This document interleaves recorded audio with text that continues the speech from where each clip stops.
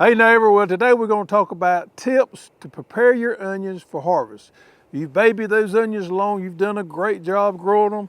It's feasting to get time where we get to that bubbling process, and there's some things there that you want to consider doing to prepare your onions for harvest. Well, what I'm going to be talking about today is going to pertain to short day onions, intermediate day onions, and long day onions. Now, when I talk about dates today, that's only going to pertain to short day onions. But all these tips is going to work for any type of onions that you plant.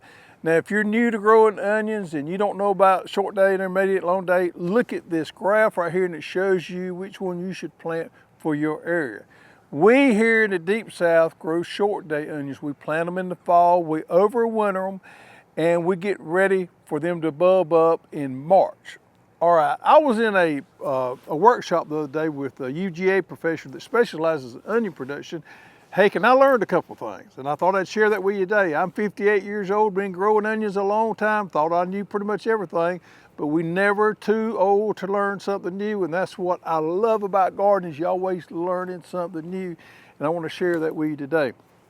So our short day onions, we've grown them, and we've grown a lot of tops. That's what we want to do, is grow good, healthy tops all the way to the end of February. And you can look here and see we've done a great job on that. Now, each one of these leaves right here correlate to a layer on the onion. So if I've got 12 leaves here, then I'm going to have 12 layers on that onion bulb here. So that's why it's important to grow a good top. It gives us the foundation to grow these big bulbs. Now, onions, as you probably know, is when they get ready to go to the bulbing process, that is triggered by the amount of daylight in the day here.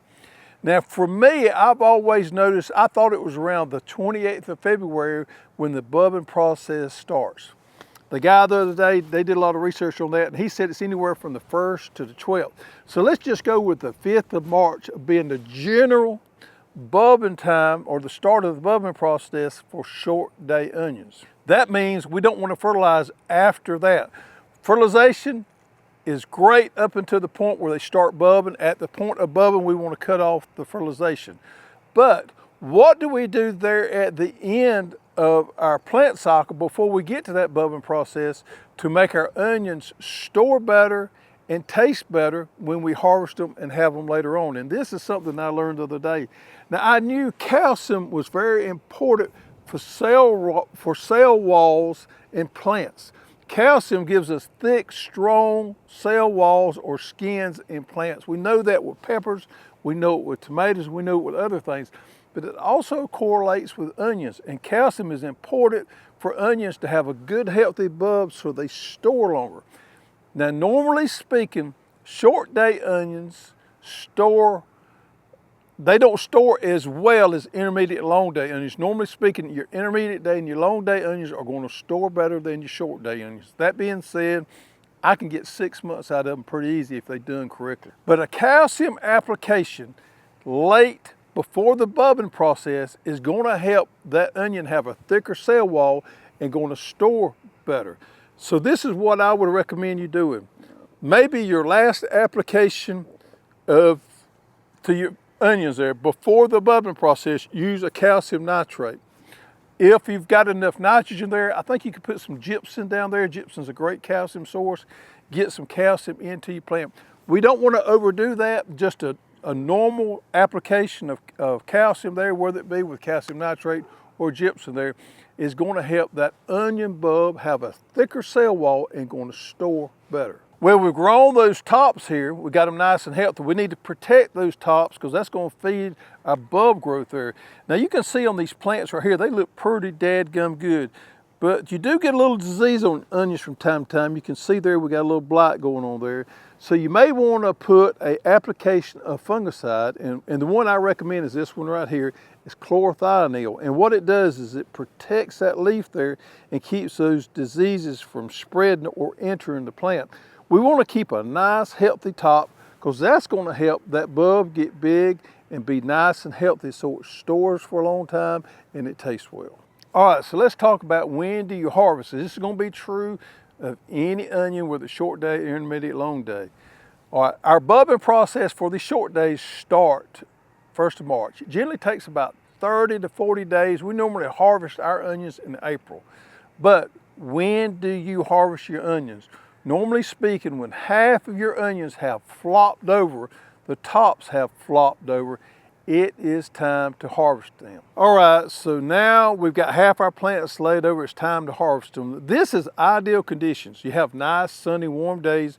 You go out there and you dig your onions, you lay them up so they can cure out. We got sunshine, we got nice, warm days, and they're gonna do that. We leave them for a day or two out there, we go harvest them, then we start putting them inside of our barn for long-term storage. But if you got rain coming or something sneaks up on you, the last thing you want to do is for those onions to get rained on once you get them up. So keep an eye on them.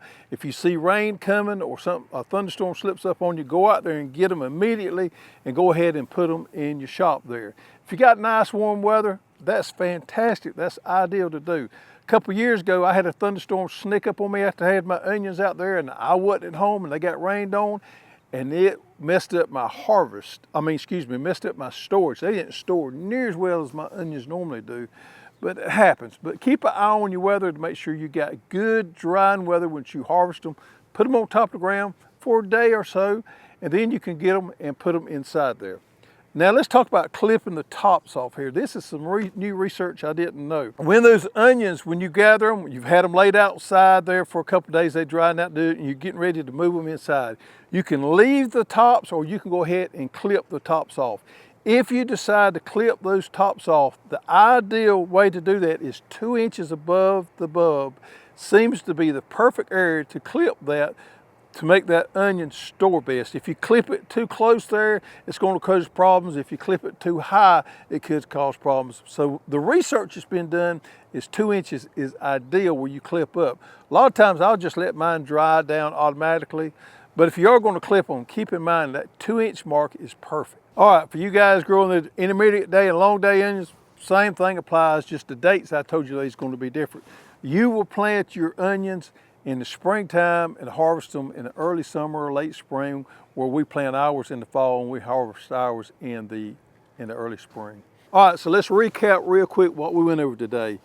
On your onions there, when they get to that bulbing process, 30, 40 days before they're ready to harvest, cut your fertilizer off. Before that time, give them some calcium to build the cell wall structure of the onion so you get good storage. When it comes time to harvest, 50% or so of your flops, your leaves will be flopped over. You know it's time to harvest. But before then, we want to protect these leaves with a good fungicide so we keep a nice, healthy plant with something similar to chlorothianil. After we harvest them, make sure they don't get wet. Leave them on top of the ground, let them dry out. Get them up. If we're going to clip them, we clip them 2 inches above the onion there on the neck.